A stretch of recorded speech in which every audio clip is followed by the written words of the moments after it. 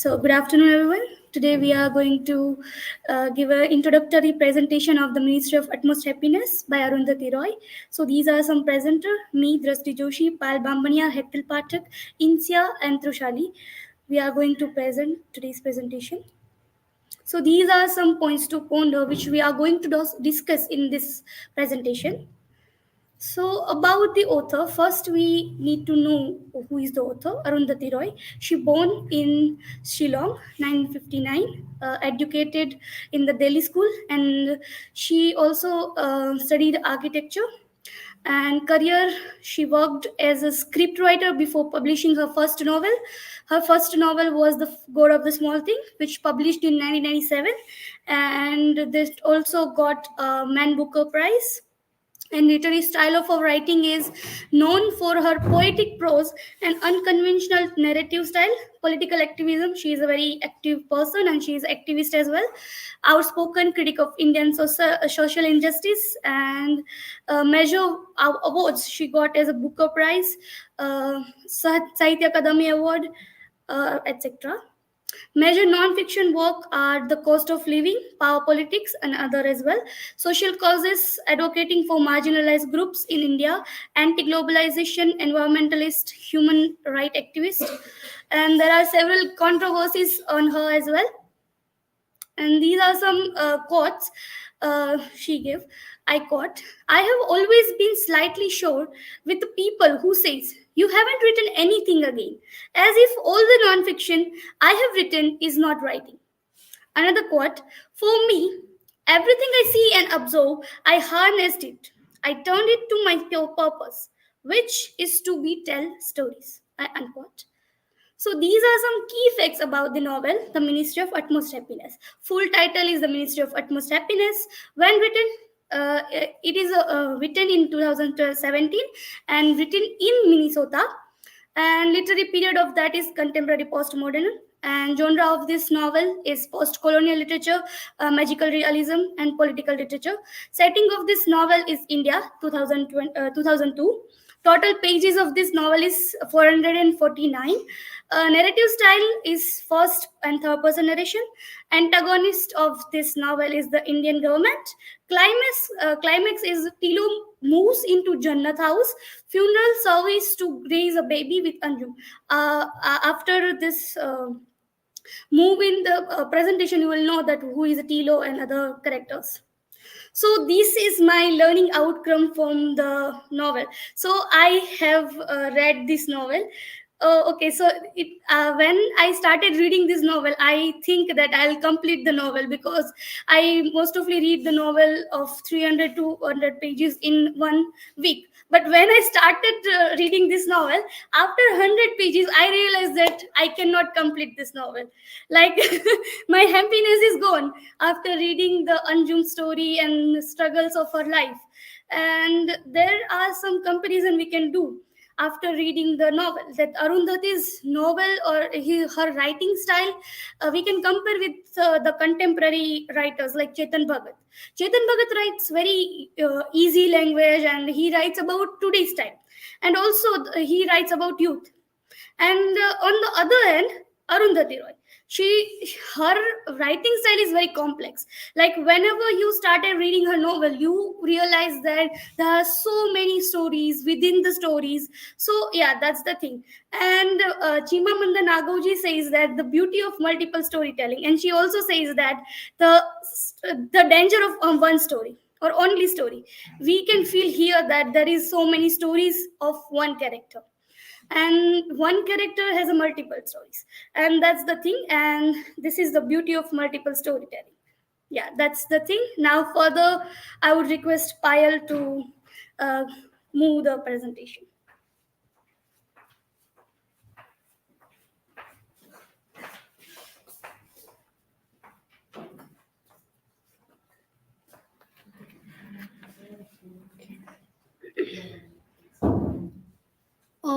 Hello everyone. In this presentation, I am going to dealing with a narrative technique and major characters. So first, narrative technique of the novel, The Ministry of Utmost Happiness. The narrative pattern or technique is scattered. Scattered means various stories is connected with each other. uh, the scattered technique to connect the different part of the story. For example, chapter 6 about the future of Miss Jabin, Link, Anjum, and Tilo's tales. uh, Different narrative technique are used, like third person omniscient, first person by Biplav Das Gupta, epistolary form, news articles, etc. Autobiographical elements about Roy's own life are woven into Thilo's character. The setting also mirrors Roy's own home. Major characters of the novel. In this novel, so many characters. So I divided into parts. Part one, Khwabga, the Anjum or Aftab. Anjum is the protagonist of the novel. He or she, son of Jahanara and uh, Mulakat Ali, or we can say him or her as a Hijra. Mulakat Ali, father of Anjum. Jahanara Begum is a mother of Anjum. Alham Bazi is a midwife of Mulakat Ali. And Iman Ziauddin is a blind Iman, a friend of Anjum. Kulsumbai is the head of the graveyard, or we can say Khwabga, where all the Hijras are lived. Nimmo Gorakhpuri, Bismillah, Bimla, Jainab is a baby or a child. Later marries Saddam Hussein. And Razia, Sahida, Bombay Silk, Mary, Gudia, and Bulbul. These are the Hijras. And the second part, graveyard, Jannat guest house, or we can say Jantar Mantar. Jantar Mantar is a place in the Delhi. Zakir Mia, is um, a Mulakat Ali's friend, and Anjum, when Anjum travel with him, and Zakir Mia died in the 2002's riots. Saddam Hussein is a Muslim man, and his original name is Dayachand. He is working in the hospital and later become a security guard in the graveyard.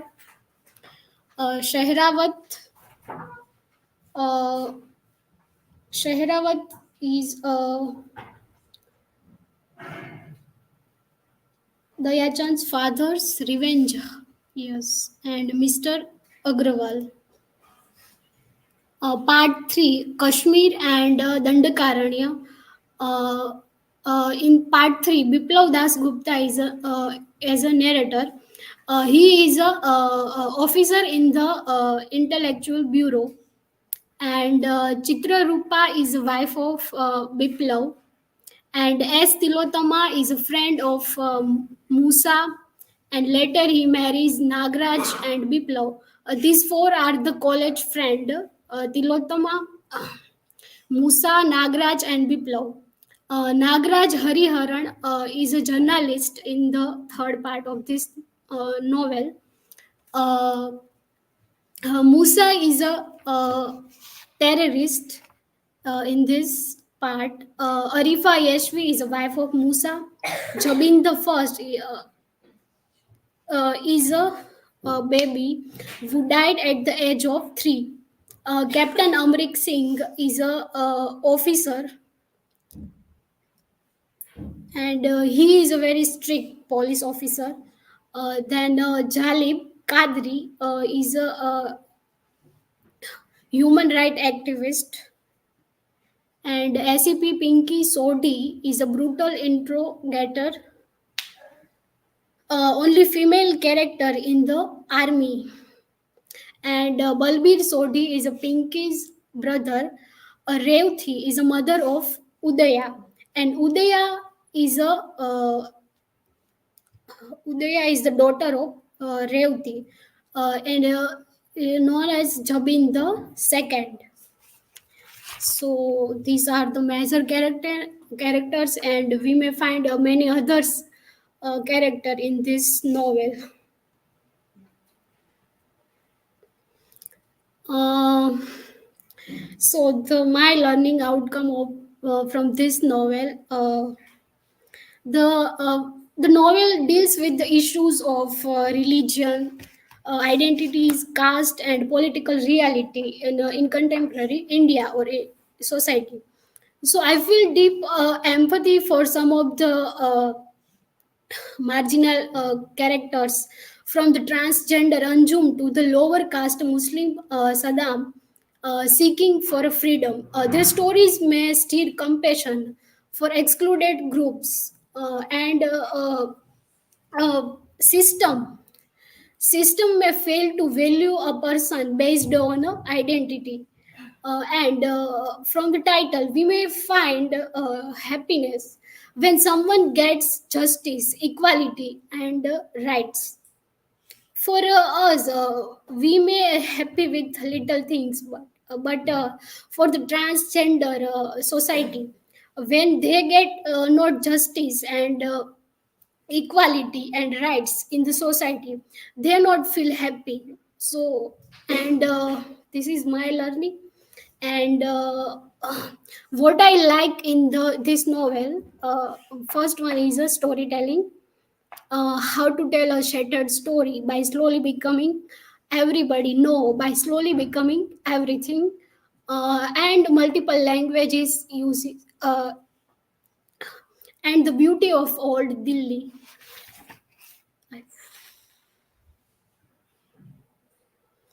I want to share one video of old Delhi.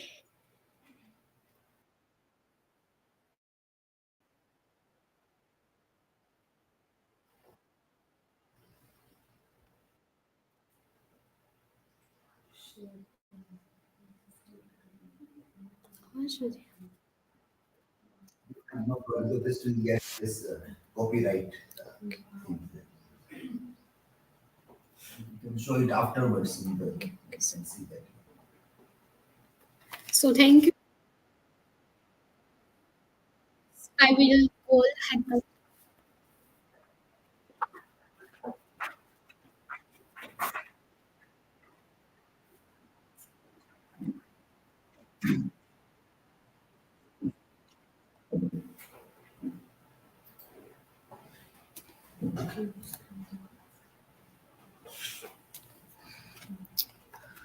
Okay, good afternoon, everyone. And I am dealing with the plot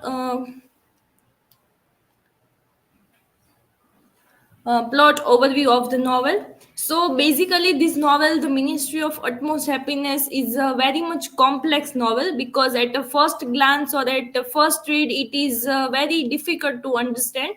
But I have tried that I can explain the plot overview in some slides that we can get the basic idea about the novel. In the novel, there are five different words, that is Khwabga, then Jannat the graveyard, Chantar Mantar world, the Kashmir, and Dandakaranya. So these are the five worlds in which the entire novels revolves around, and also there are so many characters, as Payal mentioned. The novel begins in Jannat graveyard with a surreal image, like a sentence that she lived in a graveyard like a tree.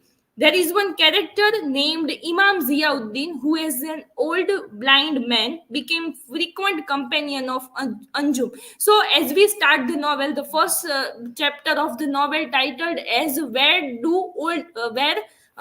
The title of the first chapter is says that where do old birds go to die? And when we read the sentence, and Arundhati Roy begins in a way that she lived in a graveyard like a tree. And as we move in the story, we came to know that Arundhati Roy talking about the character of Anjum. And then the story moves on, and there is one character named Ziauddin, who is an old blind man, became the frequent companion of Anjum. In the second chapter of the novel, we enter into the world of Khwabga. Anjum was born as Aftab to Jahanara Begum and Mulakat Ali. Aftab had born with the parts of both female as well as male, and the character of Ahlam Baiji, who is the midwife of Mulakat Ali, announced that a boy child was born. And then the word hijra or kinnar was there for the people like this child. And I want to read some part that when the Anjum was born, that description is also very interesting in the novel. That a month into her first pregnancy, Jahanara Begum and her husband decided that if their baby was a boy, they would name it Aftab. Their first three children were girls, and they had been waiting for their Aftab for almost 6 years. The night he was born was the happiest of Jahanara Begum's life. So that is how we can connect that Jahanara Begum's and Mulakat Ali's first three children were daughters, and that is why Jahanara Begum's wants a boy child. And when Aftab was born, that was the happiest moment for Jahanara Begum as well as Mulakat Ali.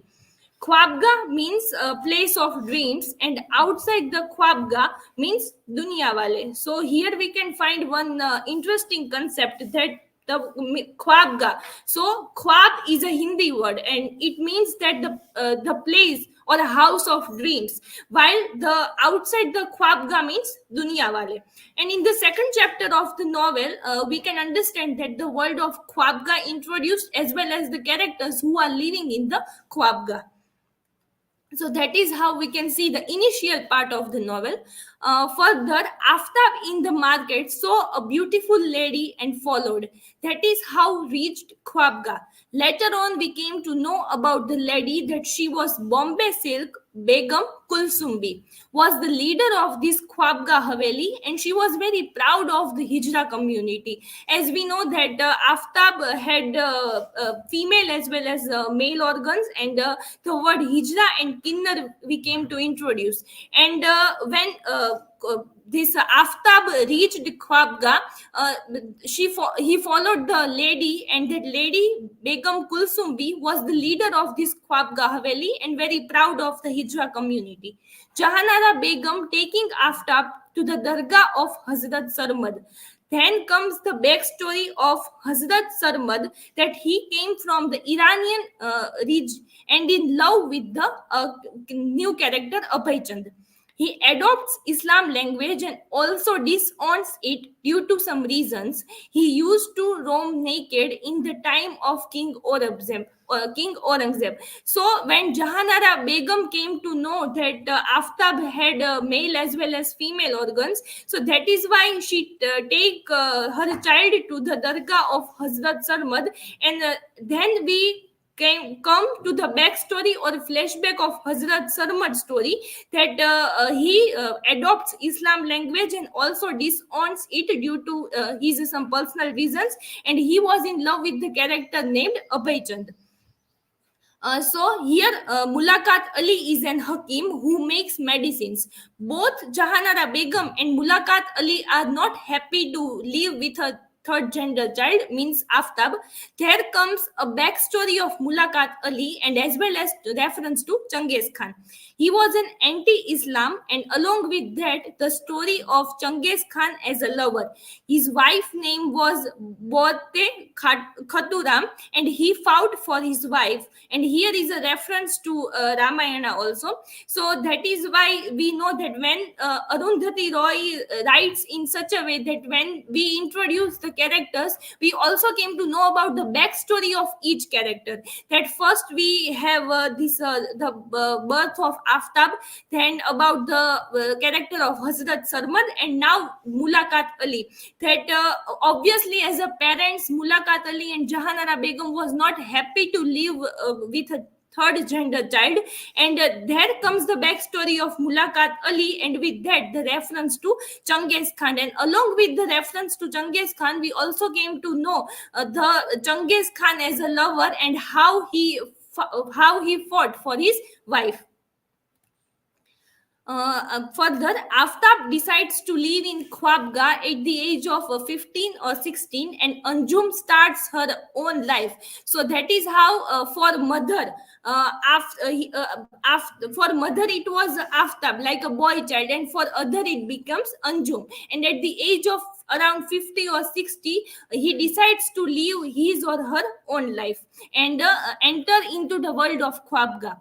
And one day, when she visited to Jama Masjid, found a baby around 3 years named Zainab and brought her to Khwabga. And slowly, Anjum becomes the mother figure of Zainab. So, as we know that Anjum always had a kind of desire of becoming the mother, and he also tried some medicines, but medicines also didn't work.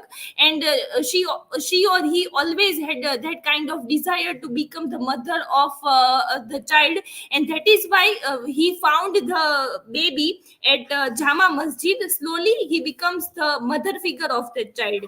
There comes the character of Saeed, who is seen as an anti-Anjum or a villain at Khwabga. So that is how we came to know that in the world of Khwabga, there are the characters who are living, and one character is add there named Saeed. When Zainab reaches at the age when she is ready to go to school, suddenly she suffered through ill health. So Anjum decides to take her to Ajmer Sharif with Zakir Mia, and it was the period of 2002, and also we know that it was the scene of period of Godhra Kand, and that is why there were the riots were going on in which Zakir Mia was killed. And when Anjum returns from Gujarat, his behavior was completely changed, and on asking him that what happened, Anjum told everyone that Zakir Mia was killed in that riots, and especially Anjum was spared because she was Hijra. And after returning from Gujarat, Anjum completely changed, and the effects of riots definitely changed her mind, and that is why she started flaunting himself as a man, and also starts dressing Zainab, means the child, in boy's dress, and she left the world of Khwabga and moves to Jannat graveyard. So that is how from this slide we come to know that how the period of 2002 and the scenes of Godhra Kand had a great impact on the mind of Aftab, and he changed his personality. Anjum built a house in graveyard and creates Jannat guest house. Further, as the story progresses, Jannat guest house gets one permanent guest named Saddam Hussein. He introduces himself with the working with the government hospital, and the government hospital and Jannat graveyards are very near to each other, which is nearby graveyard. Yes, and Saddam left his job and working as a security guard with private agency handled by one of the character named Sangeeta Madam. One day, Saddam was caught lying that he is Muslim. So first, Saddam introduces himself to Anjum as a Muslim person. But one day it was caught by Anjum, and Anjum came to know that Saddam Hussein is not a Muslim person. And then comes the backstory of Saddam Hussein's character, and that is how we came to know that his real name was Dayachand, a Chamar from Haryana. So he belongs to a Dalit class. In childhood, as a boy, he witnessed his father's murder. So he thought that one day he will kill Shehrawat. He has that desire of revenge and deep hatred in his mind. He says that, and when we came to know the backstory of Saddam Hussein or Dayachand, we came to know that in childhood he witnessed his father's murder, and from that time he had that revenge to kill the person who murdered their father. And he says that when he came to Delhi, he saw that America was hanging Saddam Hussein. That news was coming on the TV, and we can understand that that visuals remains in the mind of Dayachan from the childhood, and that is why he adopted that particular name. That real name is Dayachan, but he thought that I will adopt the name of Saddam Hussein, and thinking that one day I will also take the revenge of my father, because when the news was coming on the TV and when America was hanging Saddam Hussein, at that time the one kind of dignity on the face of Saddam Hussein, and that is why that thought came in the mind of Dayachan, and that is why he adopted this particular name. Moving towards the world of Jantar Mantar, a group from Jannat Guest House decides to go to Jantar Mantar, as there were lots of news about protest and also a lot of gatherings were going on. But when a group of people reach to this Jantar Mantar, they all came to know that the protests which are going on here, it is not about any one particular protest, but there are so many protests were going on. And these are the protests that mothers of the disappeared, means Kashmiri mothers whose husbands and children were missing, and then Manipur nationalist, then Delhi Kabadiwala, and Bhopalis fighting against the Union Carbide. At Jantar Mantar, one of the character, Dr. Azad Bhartiya, and he, adopted the name Azad. Azad. So here comes the character of Dr. Azad Bhartiya, and he is the character, one of the protest who was there since 11 months, where the protests were going on, and suddenly a small baby was found on the footpaths. Anjum decide to take care of the baby, but some people said that they can't take the baby because they were hijras. Then the character of Mr. Agrawal comes and fights with Anjum, and where all these things happened at the world of Jantar Mantar, and the police were also called. And suddenly, when the Hijras and Mr. Agrawal were discussing with each other and fighting with each other, so in all these things, suddenly the baby lost. And here we can see that the chapter of Jantar Mantar ends here, where the baby lost. So that part remains the secret of the novel till the novel ends. That how the baby baby lost. In the third part of the novel, it discusses about the world of Kashmir. So first we have seen about the world of Khwabga, then we have seen about the world of Jantar Mantar, and now we are in the third part of the novel, we are entering into the world of Kashmir. Here we find the group of characters. They are like Biplav Das Gupta as Tilotama, Nagraj Hariharan, and Musa Yesvi. So these four are the college friends, and the story again flashes back to their college days, and we come to know that when the novel entering into the world of Kashmir, here we can see these four characters, they all were college friends, and then the story goes back into their college days, when we come to know that all three characters like Biplav Das Gupta, Nagraj, or we can say Naga, and Musa attracted towards Tilotama during their college days. So Tilotama is a kind of character, a mysterious woman, which remains the secret towards the end of the novel. And when these all four characters were friends in the college, and they participated in one drama, and at that time these three characters had some kinds of attraction or closeness towards Tilotama. And as the story moves, Biplav Das Gupta's wife Chitrarupa and his two daughters Rabia and Anya, the baby which was lost from Jantar Mantar was taken by Tilotama. So where we have end the world of Jantar Mantar, that the baby lost. Here in the third part of the novel, we came to know that the baby was taken by Tilotama. And Dr. Azad Bharti is one such character who links all these characters together. So at that time, the character of Dr. Azad Bharti appeared, and he is the one character who links all other characters with together. And he also suggests Tilotama that give the baby to Jannat guest house, and that way all the characters get connected with each other. The baby is known as first Jabin, and later on the baby known as Jabin the second. And then the name of Musa's wife Arifa and their daughter lived in Kashmir. So in one of the encounter, Musa's wife Arifa and daughter killed accidentally, and that part of the novel or that description in the novel is very much tragic.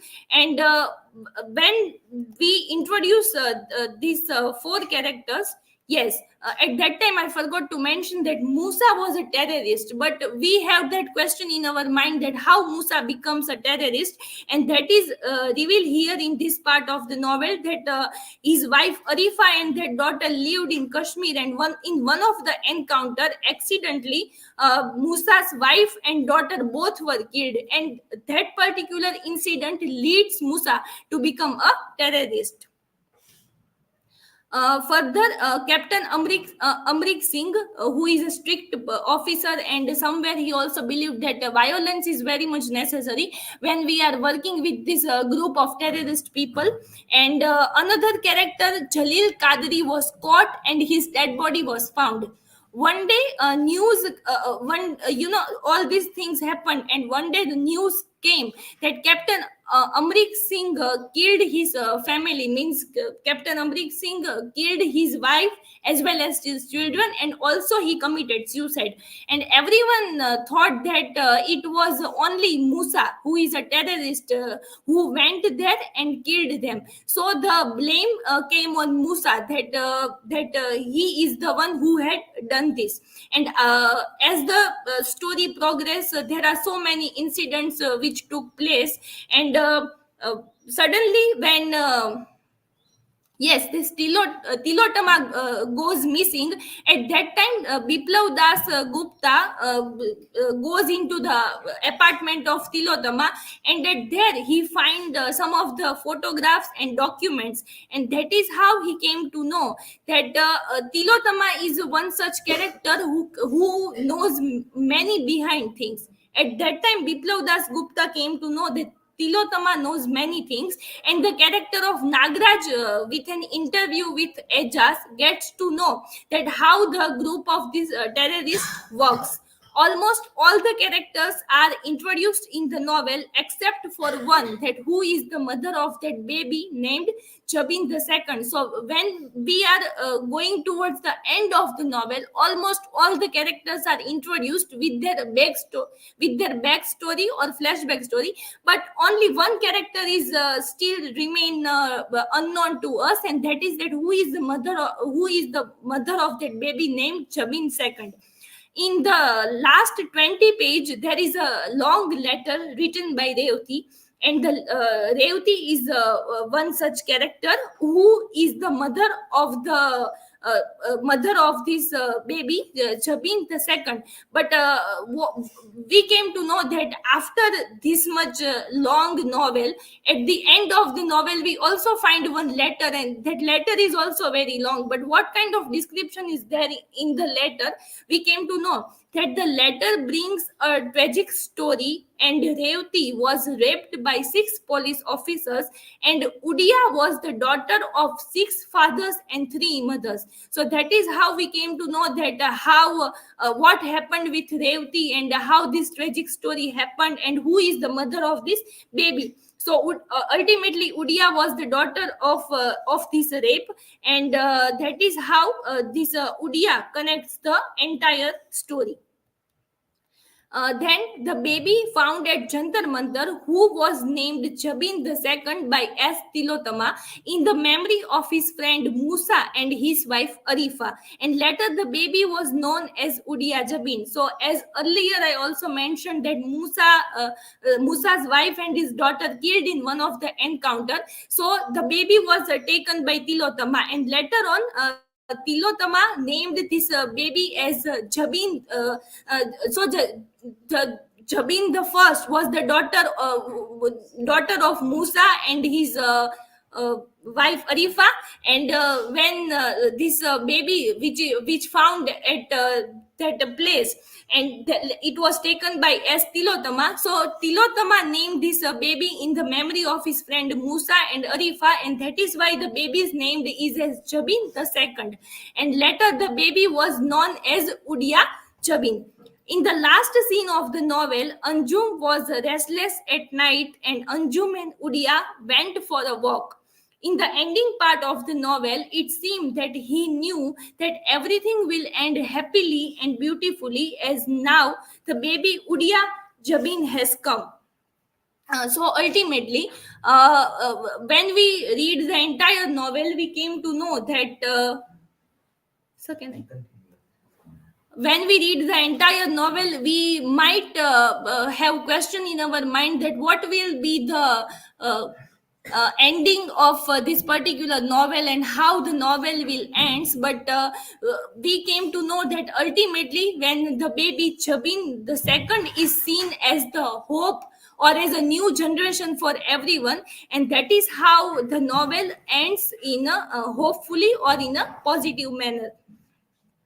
So that is the plot overview of the entire novel. It is very much complex, and from the plot overview, what is my learning outcome is that multitude of stories as well as characters. Definitely, these points comes the first in our mind when we go through the entire plot narrative.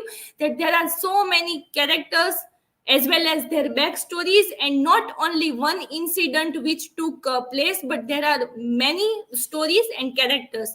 And when we read the plot overview, we also able to understand the backstories or flashback of all the stories. And what we have seen that when we refer any kind of novel, when we have to go in the backstory or flashback, it is only about any one character. But here it is not like that. Here almost every character have their own backstory and flashback story, and that is why it becomes very much complex. Also, sort of magic realism, Arundhati Roy and Salman Rushdie. After going through the plot, I can connect the dots that as also Salman Rushdie in his novel Midnight Children use this technique of magic realism, as well as in this novel, The Ministry of Utmost Happiness. The novel starts in a way with a surreal image that she lived in a graveyard like a tree. So that is why we can found magic realism in the works of Salman Rushdie as well as Arundhati Roy, and connecting the incidents and issues that we all are facing in today's time. So Arundhati Roy has written the things in such a way that we can connect the incidents as well as the contemporary issues in our society.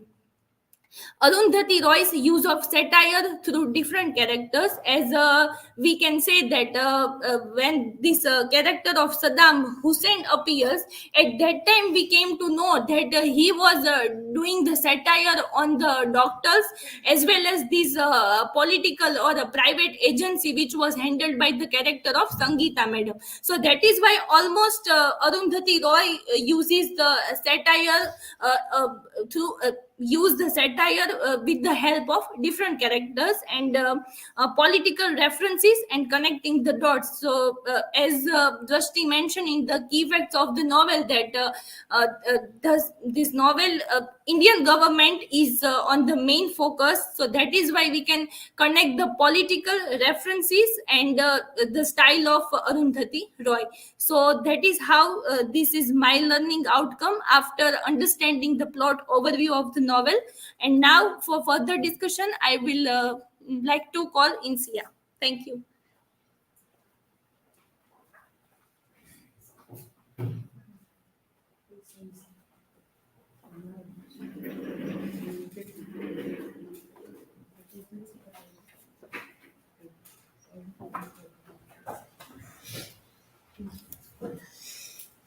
Hello everyone. So further I am dealing with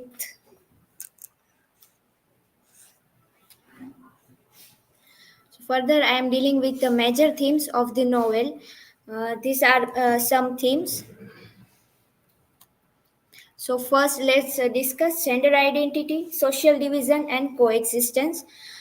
Here in the story, through the struggle of Anjum, writer presented the gender norms and showcasing the novel's exploration of fluid and diverse spectrum of gender identities. Anjum navigates a society deeply divided by gender norms, facing discrimination and exclusion throughout her life. Jannat Guest House offers a temporary heaven.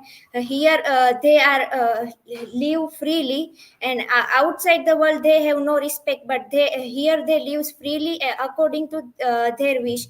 And their lives of various characters from Anjum to Tilo to Musa showcase how various identities, gender, religion, and social class intersect and influence their experiences, and recognizes that this interconnectedness is crucial for understanding the complexities of social division and coexistence. So here we can find here in Hijra community there are Anjum, she is a Muslim character, Mary, she is a Christian character, and other two Bulbul and Gudia, they are Hindu characters, and they live in Khwabga, this present coexistence, and outside world there is a dunya. People don't live like this. And while reading the novel, I find out these dialogues related to this theme. Was it possible to live outside language? So in our language there is not a specific word for children like Anjum. He or she, this defines masculinity or femininity. In our language there is a thing that we give gender to everything, is living thing or non-living thing. So here is the example of this. The fan had human qualities. She was a coy, moody, unpredictable. She had a name to Usha. So even we give gender names to non-living things also. These dialogues are from original text. Next is religion and power. The novel critiques the misuse of religion by powerful figures for political gain. Gujarat Ka Lala's rise hints on manipulating Hindu nationalism and demonizing minorities and erasing their stories. And the novel criticizes both sides of religion extremism. Here in the novel she presented the Gujarat riots also, Sikh riots also, and the Kashmir terrorism problem also. And she described that how the problem of religion and power, if they are blending together, then it is harmful for any nation. And novel warns about the danger of mixing religion and politics. When religious leaders gain political power, like some Hindu and Muslim figures in the novel, it can fuel extremism and threaten our safety and freedom. Through portraying the extremism of religiously affiliated political leadership among Hindus and Muslims alike, Roy highlights the danger of lack of separation between church and state poses to citizen safety and liberty. She says that church and the government, they have to work. They have to work. In a different way, that they don't have to mixing with each other. The cost of modernization. In that era, there is a time of globalization and modernization. So, Arundhati Roy highlights some effects of this modernization. And the cost of modernization fall heavily on those excluded from its benefits, including farmers, beggars, and Kashmiris. This group suffers literal and figurative deaths as their lands, livelihoods, and even existence are threatened. So they are these people are forced by governments to give their land on the name of that vikas and this progress. The guest house symbolizes a space outside the norms of time and progress, offering a temporary solace from the harsh realities. While Indian modernization at a rapid pace in this novel, Arundhati Roy exposes the dark side of progress, highlighting the exploitation of marginalized communities and the erosion of cultural identity for the sake of economic gain. So, in this novel, Arundhati Roy exposes the dark side of modernization and globalization, and she says that how people have to suffer because of these things. Social status in contemporary India. The novel highlights the plight of Dalits like Saddam Hussein. So, as Hethel described that he is a Chamar originally, but he changed his name and he want to take a revenge of his father's murder.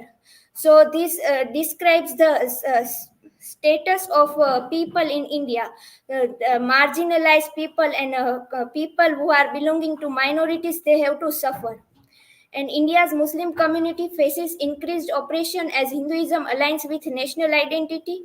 The incident in Jantar Mantar exemplifies prejudice against Muslims, denying them basic human rights and Indian belonging. India's progress comes at the expense of its poorest citizens who are forced to leave their homes or give up their land.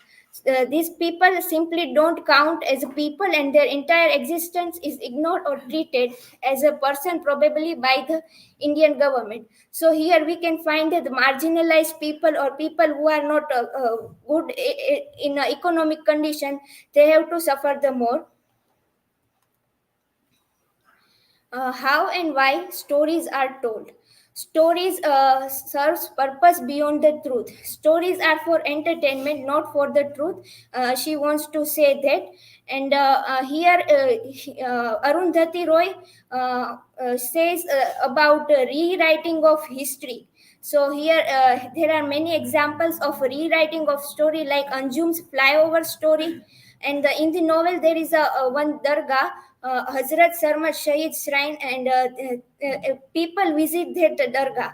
But each and every people have their own version of story for this saint. Sarmat's spirits permitted those who came to him to take his story and turn it into whatever they needed it to be. And here she also described how powerful figure controls the narratives, erasing identities and histories like Gujarat Ka Lala, manipulating the sound and light show. Even stories are commodified in supermarkets of grief. And there is other example of rewriting the history of Mughal empires also. And the novel acknowledges the impossibility of one true story, demonstrating this with conflicting accounts of Thilo's arrest. Embracing diverse perspective is a crucial, avoiding the dangers of a single official narrative. Here is the quote from original text: "If you like, you can change every inch of me. I am just a story." So here we can find a multiple storytelling and especially rewriting of history or any story. And through this, she wants to tell the importance of the story, how the stories are told, and why the stories are told. The nature of paradise. The title of the novel concerns on happiness. It deals heavily with the where happiness can be found and what it consists of. And another way of putting this is that the novel involves the search of paradise, a place of perfect pleasure and contentment in the Abrahamic religion. So the title of the novel is The Ministry of Utmost Happiness, and where we can find happiness. So people connect this with idea of heaven or paradise, especially the in Abrahamic religion. So Khwabga, it's a Hindi word which pronounced as a house, dream house. It's also offer a glimmer of hope for marginalized hijras, but it's more like a beautiful dream than a real solution. Even though it welcomes people from different backgrounds, it feels separate from the harsh realities of outside world.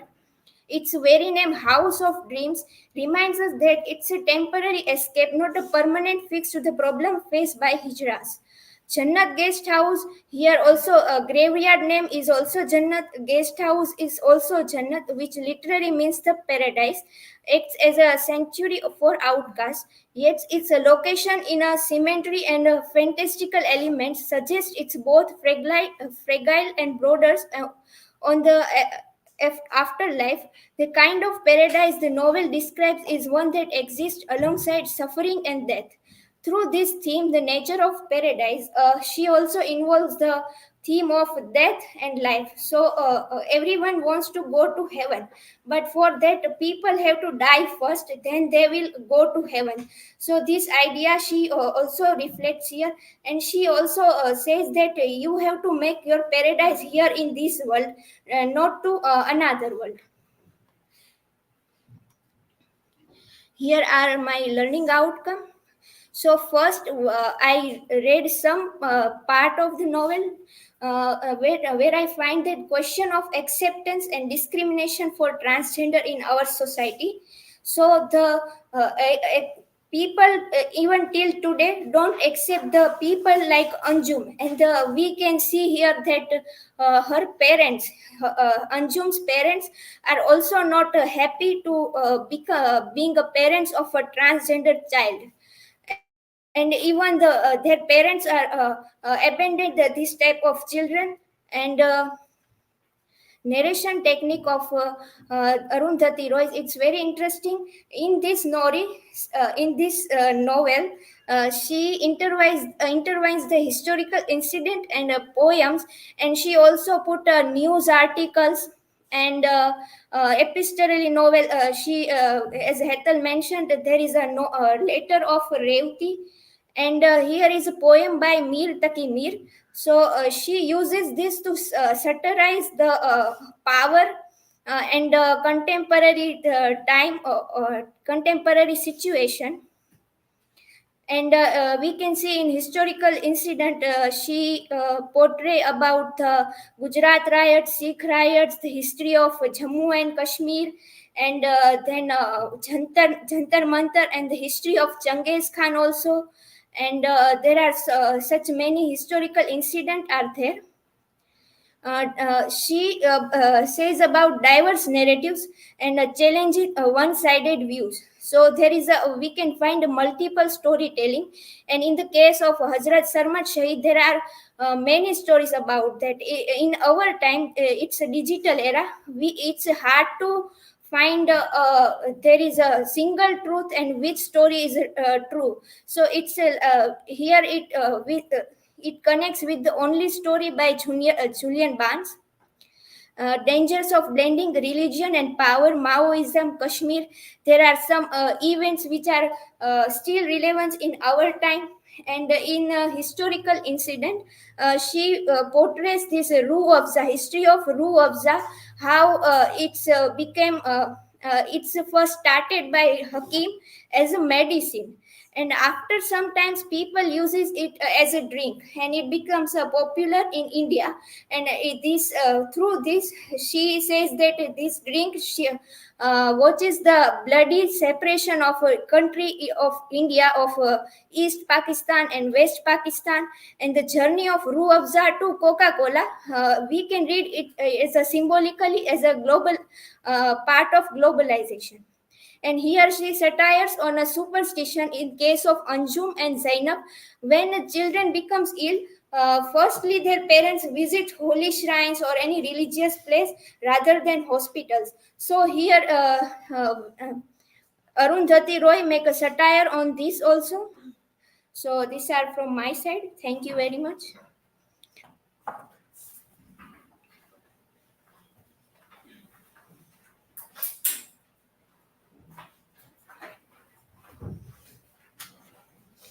Very good afternoon to everyone. I am going to deal with the symbols and some of the research articles. Yes, research articles and one of the book review. I also deal with the reading of the book cover of this Ministry of Utmost Happiness. Everything has been talked a lot, and I will try to focus on the important point. This Hazrat Sharmat Shahid, a shrine, who was a holy man in Indian Islamic tradition, and came from Armenia in pursuit of his love, who was a Hindu man named Abhay Chand. So, during that dwelling in India, he was executed for apostasy due to religious doubts and refused to recite Kalima. There is no god except Allah. So he just said there is no god, there is no god, and emperor of that time executed him. And the shrine of Hazrat Sharmat Sahib became the most popular and a symbol of intense spirituality. Visitors came there to fulfill their wishes, their ambitions. Like our Jahannara Begum also went to the shrine of Hazrat Sharmat when she, her one of her son was having both genital parts, male and female. So she went there. But at the same time, Hazrat Sharmat was in search of his love with Abhay Chand. So there is a queer relation. So it reflects that novel's broader theme, which is about the this queer about the life of Anjum as well. So it is a kind of contrast in the novel. The old man who gains a fame during this hunger strike at Jantar Mantar, which symbolizes India's impasse, and the hunger strike was against corruption, and it represents hope, but manipulated by the elite, and this whole protest or strike were taken by this elite, and it was like manipulated. Hindu nationalists take control over this entire protest, and which highlights the tension between appearance and reality. The generational gap is also there, and it also raises doubts about activism's true impact in societal changes. Nowadays also there are so many protests are going on, but what is the true form of it that has been at a certain point is getting missed. Then Shiraz cinema is also symbol of Indian imperialism in Kashmir, because initially this Shiraz cinema was shut down by Allah Tigers, a group of Muslim Kashmiri Muslim separatists who held that cinema hall were un-Islamic and vehicle of India's cultural aggressions, and it was seized by Indian Army. So Indian Army was having a hold on that, and through that, Roy tries to illustrate the cultural and military imperialism on the ways of entertainment cinema as well. And it also tries to demonstrate the danger of extremists.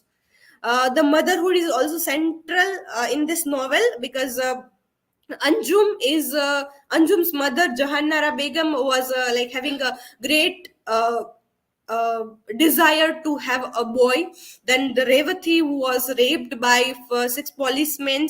Tilo is a mother who takes this Jibin the second, and Anjum's she raises up 2 children as well, who are not her, but the part of motherhood can be seen in her part as well. It is also charged issue for characters with varied reasons, because all these all these female character having various reasons for their particular actions, and this motherhood is quite linked with the nationalism of India, which reflects complexity in defining Indian identity. Jannat guest house, or a funeral parlor that has been constructed, or we can say created by this our central character Anju, which symbolizes inclusivity and diversity. And people like Jannat guest house is near this graveyard, and people came there who were not having their own identity, like Anju and other characters who were not accepted by people, so they came there. Safe haven for marginalized individuals, like this Dayachand also went there, who is also named as Saddam Hussein. Idealized form of diversity of India, proximity to death signifies tenuous existence. It also represents a glimpse of spiritual paradise. It is like the name is given Jannat. So why it is given Jannat? Because the people who are cast away, who are like thrown away by the society, they are accepted there. So it is a kind of a heaven on the earth, Jannat. Dunya and Jannat or Khwabga. And this in this novel there is a Dunya world, and Jannat, which is paradise, but both are metaphor. Dunya is used by hijras for life outside of them, because they are different from, they are not belonging to he or she. So it was like Dunya for outside of them. And Khwabga is a place where hijras are living. So it is a kind of a Khwab. Place like Jannat guest house and Khwabga seen as utopian heavens, and which are detached from societal horrors. So they are feeling safe there. Khwabga and similar places are portrayed as necessary for those who can't conform to the world's realities.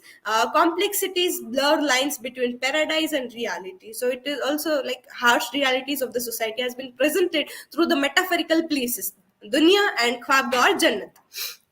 This body refuge means the West and internal organs. In this novel, there are recurring imageries of various cultural context. There is a Dalit, Saddam Hussein, whose name was Dayachand, but he he adopted the name of Saddam Hussein because his father was killed and he was a chamar, not accepted anywhere. West as a symbol of resistance to status quo. Dalit protest by bombarding a government official's home with cow carcasses. And surplus people resist attempt to relocate them, emphasizing their bodies as a problem. Anjum's act of being under the street light of that baby Udya Jeban symbolizes the future lying in what's historically considered unclean. So the waste is the future that has been interpreted in this way. Internal organs symbolizes inner turmoil and divisions. At a point in novel, a character is like having that mentality that his or her organ are connecting or having this conversation like that. Characters and countries learn to live with schisms. So the West is symbolizing the future. The sound and light show, where this point is very important because the sound light show was one where the history of Muslims were given, the history of hijras, because at that time of Mughal emperor, so they were having lots of wives, and for that, to take care of them, they were having a hijra to take care of their queens. So the history of Mughals has been erased by Hindu nationalist government. So the history of hijras has also been erased as well. And at this this show, the sound and light show, this Kulsumbi used to take the people at Khwabga of her community, but now that agenda has also been erased as well. Gujarat Ka Lalla, that has been Gujarat's beloved, symbolizes Hindu nationalist threat, and which is based on the chief minister at that time, Narendra Modi, rise to prominence after 2002 riots, Godhra riots, and which foreshadows danger for characters, represents looming threat of Hindu nationalism, because the nation is moving in a direction of a one religion and is becoming much religious. Color saffron, that also connected with the Hindu nationalism, and it also represents the violence of Hindu extremist parties, and the riots, Godhra riots, that is also connected here. Vulture in the initial part, and various points, this symbol of vulture is also coming, which is symbolizing the unintended casualties of modernization. So It also represents group threatened by social changes that vulture will take away. Metaphorically, it portrays death of questioning. So like they are stopping you to question that has been like that is in your hand. So people are becoming more careless, and people are not allowed to question even. Reflects impact of nationalist agenda on diversity, having one nation, one language, one nation, one this. So that agenda is carried through this symbol and challenges the plurality within the nation. The last chapter is named Yukum, the dung beetle. When this dung beetle is a hope of novel's ending, because at the end this Udaya Zibin also represent the hope for the future.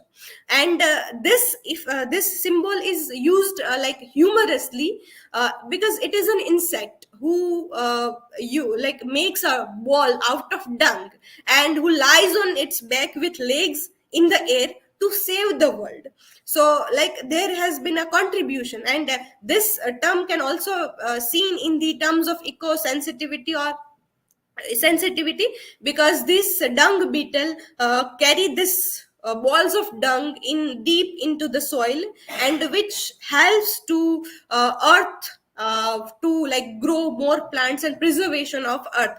But in this novel it talks about the future, that there is a still a hope. Now reading the book cover of this, there are various books who are having book covers which are very interesting, and that incorporates the essence of the novel. Same is in this book as well. The cover of this book, The Ministry of Utmost Happiness, has been designed by David Eldridge, and this the David Eldridge also created the book cover of Roy's earlier book, The God of Small Things. The cover is a vertical picture of a decaying white marble grave with a white red rose placed right below the book title. In the novel there are the novel also begin in the with the graveyard, in the graveyard, and Anjum, our central character protagonist, is living there. One of the novel's core setting is the graveyard. It becomes very important in the story, and it speaks to many of its themes and ideas, so it felt right to reference that setting on that jacket. So throughout the novel that has been shattered stories that are linked with each other, and there is riots, there are strikes, there are shattered stories of characters and search for their existence, everything. It also conveying light, eroding, distressing part of the stone to create a sense of age and decay. So here the part of decay that also symbolic. The object of beauty are in fact the process of decay. Also there is a tiny fly here in this part, if you will see carefully. There is a fly caught in time on the front of the book. So all the characters are caught in a time frame within the novel. This I have given this link here. It is a audio video book, or it can be categorized in e-lit category as well, though not created digitally, but it has been not by writer, but it has been created again in a digital form, which is very interesting. Audio video, Roy's own voice of reading the book, some of its parts. There are symbols through which you can identify certain things. There is music. So you all experience it. It is very much interesting. It is the website name is also the Ministry of Utmost Happiness.com. I have taken 3 articles and 1 book review that is very interesting. First one is Political Overtone and Allusion in Arundhati Roy's The Ministry of Utmost Happiness by Prashant Muraya and Nagendra Kumar. It talks about the political overtones and allusions in this novel and provides a background of the novel, which is divided into 2 main storylines following of Anjum, the transgender, and in Delhi, and another is about Tilo Musa Naga and about the Kashmir conflicts. It also draws allusions to major political events, figures, and issues in contemporary India, which includes 1975 emergency, 2002 Gujarat riots, and rise of Hindu nationalism under Narendra Modi, corruption, protest, and cow vigilance violence in Unnao also. So that video you can also find through these allusions. Roy tries to situate the characters amidst India's complex recent political history. The analysis show how she offers critique of figures like Indira Gandhi and Narendra Modi. This article also demonstrates how she uses allusions skillfully in the novel to highlight the plight of marginalized communities in India and comment on its volatile political climate in recent decades. Then this ecofeminist study of Arundhati Roy's The Minister of Utmost Happiness by Swati Chaudhary, it looks at the novel with the ecofeminist lens, which talks about nature and female, both women and nature, how they are exploited and oppressed by patriarchal societies. And the background is in India, tracing it back to movement like Bishnois and this Chipko movement. Anjum is a transgender woman who is marginalized by the society, and Roy tries to practice like testing on animal and impact on modernization on non-human species. Where does the old bird die goes? Yeah. The first one is, where do old birds go to die? And the death of birds due to this experiment of the medicine that has been given to cows to produce milk, all the references are taken there, and through which how it is being having a kind of impact on the nature as well. The plight of women in India, from Tilo's unhappy marriage to the exploitation of Adivasi women, it argues that Roy show how the fates of women and nature are intertwined through oppression by an uncaring patriarchy. It also criticizes the modern development policy, which has left no place to survive in this poisonous environment for non-human species to live. That the environmental changes that we are also experiencing today as well. Ecofeminist perspective in the novel highlights the parallel between injustice against women and degradation of natural world. It concludes that the novel encourages embracing nature to transform gender issues and this natural issues. At the end, the metaphor of dung beetle is also given. Third one is political and gender issues in the Ministry of Utmost Happiness. It talks about 4 to 5 major things. Transgender identity, as in the presentation earlier also mentioned, that there is no specific identity of them. They are neither he nor she. So, like in Urdu, the only language she knew, Jahannara Begum, all things, carpets, books, everything had a gender. Everything was either masculine or feminine, man or women, everything except her baby. So it talks about Anjum, women's oppression. Tilo, though she is not like Rahel in the God of Small Things, as this article tries to explain about or talk about. She is much liberal in her thoughts, not that much, but till there is a restrictions and inequalities faced by women in a patriarchal society. There is Kashmir conflict, trauma and violence, this terror, marginalized voices, caste, religion, minorities, then queer communities, all the things has been also talked. National identity, crisis of national identity, feeling disconnected from the Indian nation state, the desire for self-determination, gesture at issues like religionism and separatism. This one is very interesting. This book review is available in YouTube.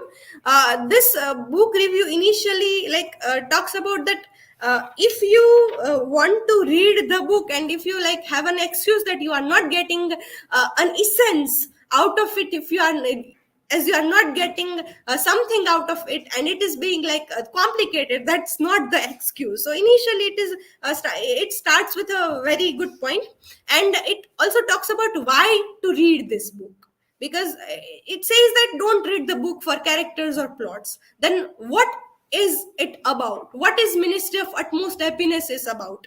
So there is a non-linear plot, so not constructed plot, as such, which explores the India's national character, highlighting issues, mentalities, and scenarios that are unequal, uniquely Indian. India belongs to Hindi language. So one nation, there is a extreme nationalism is there.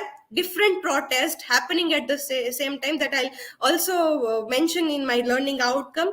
Uh, a comparison with 100 years of solitude. This book reviewer compares it with 100 years of solitude, a novel by Gabriel Garcia Marquez. And there is the chaotic and devastating military conflict in Kashmir, and notes the novel's departure from cinematic influences. Like in cinema, the story in this novel is very complex and talks about the realities of the time, whereas it differs from the cinematic influences, and it much remain in the state of novel, talks directly about the points, not that beating around the bushes. Now let us come to my learning outcome. Like while exploring the articles, book reviews, and symbols, I came to know that why Roy has become so controversial within the Indian nation. There are Roy tries to depict the political milieu of that time. But if we see in recent time as well, there are so many protests are going on, like this wrestler protest at Jantar Mantar, farmer protest, then this burning Manipur problem, this Bilkis Banu case, which is also connected to this Godhra riots 2002. She was gang raped, and verdict of her rapist came in this recent time only. LGBTQ protest, which is directly connected to the queer reading of Anjum, what Arundhati Roy tries to portray. Religious dominance. So just past 22nd January, so everyone knows that, and debate over one nation, one language, and saffron color. In the last week, we have seen it thoroughly, how one nation is accepting one color, one language, one religion, and getting closer to oneness rather, and avoiding its plurality, and the political use, how political parties are using such things. Then hypocrisy is also there, because people used to go to worship the shrine of Hazrat Sharmad, who is also queer. And it can be also connected to the joys of motherhood, because at the end of the novel, the Nuigo's son make a shrine of her, and there women came to pray her for getting the joys of motherhood. But at the same time, when Nuigo, the protagonist, was in her life, she was not getting joys of motherhood at all. Initially, she was like infertile also. So there is a contrast also there. And we, in our society also, we go to pray to person or a shrine or something which are not having that. Like, we are going to babas and all that to get the advices of happy married life, getting children, and all the things. So there is a kind of a hypocrisy within that. And there is also the question remains that why don't we question? Because nowadays we are doing what we have been told. So we have ultimately forgotten why it is necessary to question certain things. So Roy tries to explain and elaborate the importance of questioning within the society when you are facing certain things. Also, if Arundhati Roy has just written this book in 2008, and so many things has been changed, but the overall issues are remaining the same. The same thing is getting repeated over and over again, and there is no solution at all. Then the last point is that reading the book cover, because what is the importance of book is to capture the essence of what is in the book. So like, we documentation committee are also going to prepare a memorabilia. So I was thinking that how can we capture the essence of our whole memorabilia within the single cover. So it is like that. In the importance of little fly is also there, so we are also looking forward for that. So this is all about our presentation. These are the references that we have used, and this is all about our presentation. Thank you.